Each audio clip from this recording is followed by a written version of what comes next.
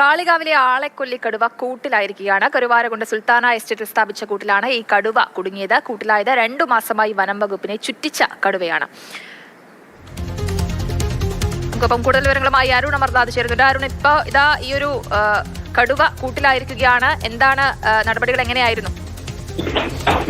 ലക്ഷ്മി, ഏറെ നാളുകൾക്ക് ശേഷം ആശ്വാസമുള്ളൊരു വാർത്തയാണ് കാളികാവിൽ നിന്ന് വരുന്നത്. 2 മാസത്തോളം നീണ്ട തിരച്ചിലായിരുന്നു.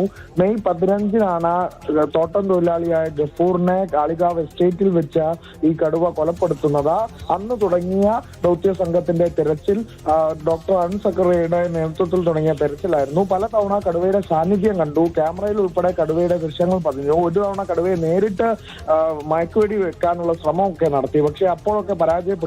ഇപ്പോഴാണ് കടുവയെ ഈ സുൽത്താന എസ്റ്റേറ്റിന് സമീപമുള്ള കൂട്ടിൽ കണ്ടതായി ആദ്യം നാട്ടുകാർ വിവരം അറിയിക്കുന്നത്. തുടർന്ന് വനംവകുപ്പിന്റെ ഇനിയുള്ള നടപടികൾ കടുവയെ പിടികൂടി മറ്റൊരു വനത്തിലേക്ക് മാറ്റുക ഉൾപ്പെടെയുള്ള കാര്യങ്ങളിലേക്കായിരിക്കും കടക്കുക എന്നുള്ളതാണ്. വലിയൊരു പ്രതിഷേധം നാട്ടുകാരുടെ ഭാഗത്തു നിന്നുണ്ടായിരുന്നു. കാരണം ഇത്രയും ദിവസമായും കടുവയെ പിടികൂടാൻ കഴിയാത്തതിന് ഭീതിയിലായിരുന്നു നാട്ടുകാരുണ്ടായിരുന്നത്. ആ മേഖലയിലൊക്കെ കടുവ വിഹരിക്കുന്നുമുണ്ടായിരുന്നു. പലതവണയായി കടുവയുടെ സാന്നിധ്യം കണ്ടതാണ്.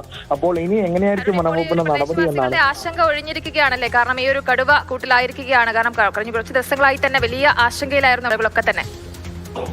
തീർച്ചയായും. പക്ഷേ കടുവയെ വെടിവെച്ച് കൊല്ലണം എന്നുള്ളത് തന്നെയായിരുന്നു നാട്ടുകാർ ഉന്നയിച്ച ആവശ്യം.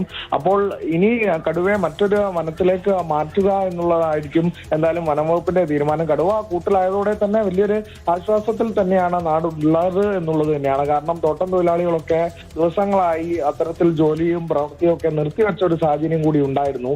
അതിന്റെയൊക്കെ സാഹചര്യത്തിൽ കടുവ കൂട്ടിലായത് വലിയൊരു ആശ്വാസമായിരിക്കും ഈ തൊഴിലാളികൾക്കും പ്രത്യേകിച്ചും ആ മേഖലയിലുള്ളവർക്കും ഒക്കെ ഉണ്ടാവുക എന്നുള്ളത് ഉറപ്പ് തന്നെയാണ്. ഇനി വനംവകുപ്പ് നടപടികളിലേക്ക് കടക്കും എന്നുള്ളത് തന്നെയാണ്.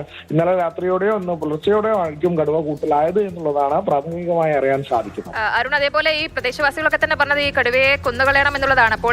ഇപ്പോൾ കടുവയെ മറ്റൊരു കാട്ടിലേക്ക് തുറന്നുവിടാനുള്ള നീക്കത്തിലേക്കായിരിക്കും വനംവകുപ്പ് കടക്കുക. അപ്പോൾ അതുമായി ബന്ധപ്പെട്ടിട്ടുള്ള അവരുടെ പ്രതികരണങ്ങൾ എന്തെങ്കിലും ലഭിച്ചിരുന്നോ? പ്രതിഷേധമോ അങ്ങനെ എന്തെങ്കിലുമൊക്കെ? പ്രാഥമികമായും വനംവകുപ്പിന്റെ ഒരു തീരുമാനം എന്നുള്ളത് സ്വാഭാവിക നടപടി എന്നോണം അത് മറ്റൊരു കാട്ടിലേക്ക് മാറ്റുക എന്നുള്ളത് തന്നെയാണ്. പക്ഷെ അന്ന് ആദ്യ ദിവസങ്ങളിലൊക്കെ കടുവയെ മുന്നിൽ കണ്ടാൽ അപ്പോൾ വെടിവെക്കും എന്നുള്ളൊരു തീരുമാനത്തിലേക്ക് ഉൾപ്പെടെ വനംവകുപ്പ് എത്തിയിരുന്നു എന്നുള്ളത് തന്നെ. അപകടകാരിയായ ആളെ ആക്രമിക്കുന്ന കടുവയായതിനാൽ തന്നെ. പക്ഷെ ഇനി ജയലക്ഷ്മി ചോദിച്ച പോലെ തന്നെ നാട്ടുകാർ അതിനോട് സഹകരിക്കുമോ എന്നുള്ളതാണ്, അത്തരത്തിലൊരു വിഷയത്തിലേക്ക് കടക്കുമോ എന്നുള്ളതാണ്. ഈ ഘട്ടത്തിൽ എന്താണ് അവരുടെ തീരുമാനം എന്നുള്ളത് നിലവിൽ അവർ പ്രതികരിക്കുന്നില്ല. എന്തായാലും ഈ കടുവയെ പിടിച്ചതിന്റെ ആശ്വാസമാണ്. ഇനി വനംവകുപ്പിന്റെ തീരുമാനം അനുസരിച്ച് തന്നെയായിരിക്കും നാട്ടുകാരുടെയും പ്രതികരണം. ജയലക്ഷ്മി, ശരി അരുൺ. എന്തായാലും ഏറെ നാളത്തെ ആശങ്കയ്ക്ക് വിരാമമായിരിക്കുകയാണ്. മലപ്പുറം കാളികാവിലെ ആളെക്കൊല്ലി കടുവ വനം വകുപ്പ് സ്ഥാപിച്ച കൂട്ടിലായിരിക്കുകയാണ്. കരുവാരകുണ്ട് സുൽത്താന എസ്റ്റേറ്റിൽ സ്ഥാപിച്ച കൂട്ടിലാണ് കടുവ കുടുങ്ങിയത്. പ്രദേശവാസികളൊക്കെ തന്നെ വലിയ പ്രതിഷേധമുയർത്തിയിരുന്നു. ഈ കടുവയെ കണ്ട മാത്രയിൽ തന്നെ കുന്നുകളയണമെന്നതടക്കമുള്ള കാര്യങ്ങൾ ഉന്നയിച്ചിരുന്നു. പക്ഷേ ഇപ്പോൾ കടുവയെ മറ്റൊരു കാട്ടിലേക്ക് തുറന്നുവിടാനുള്ള നീക്കത്തിലേക്കാകും വനം വകുപ്പ് കടക്കുക. അരുൺ അമർനാഥാണ് വിവരങ്ങൾ പങ്കുവച്ചത്.